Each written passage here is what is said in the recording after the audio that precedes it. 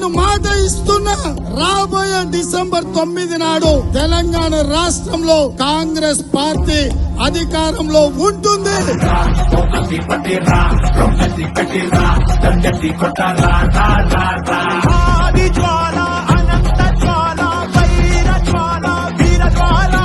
తెలంగాణలో Congress అధికారమని exit polls అన్ని చాలా గట్టిగా కాంగ్రెస్ పార్టీ 67 నుంచి 78 స్థానాల్లో విజయం సాధించబోతోందని తెలిసింది. కాంగ్రెస్ ఆధిపత్యం తథ్యమని సర్వే గట్టిగా చెబుతోంది.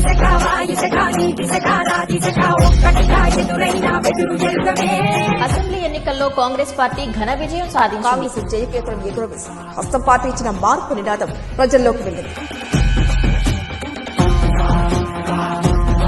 యనమల రేవంత్ రెడ్డి అనే నేను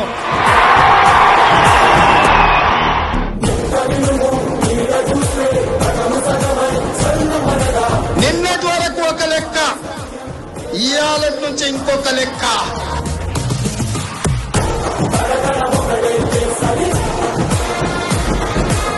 మహాలక్ష్మి పథకం ద్వారా ఆర్టీసీ బస్సుల్లో మహిళలకు ఉచిత ప్రయాణం, 500 రూపాయలకే గ్యాస్ సిలిండర్, గృహజ్యోతి ద్వారా 200 యూనిట్ల వరకు ఉచిత కరెంట్, రాజీవ్ ఆరోగ్యశ్రీ పథకం ద్వారా ఉచిత వైద్యం, 5 లక్షల రూపాయల పరిమితిని 10 లక్షల రూపాయలకు పెంపు, ఒక్కో రైతుకు 2 లక్షల రుణమాఫీ, ధాన్యం ఉత్పత్తిలో దేశంలోనే అగ్రస్థానంలో తెలంగాణ, హైడ్రాతో ఆక్రమణదారులకు చెక్, మూసీ పునరుజ్జీవానికి కృషి. తొలి ఏడాదిలోనే 55,143 ప్రభుత్వ ఉద్యోగ నియామకాలు, అర్హులైన అందరికీ సంక్షేమ ఫలాలు అందాలని సమగ్ర కుటుంబ సర్వే.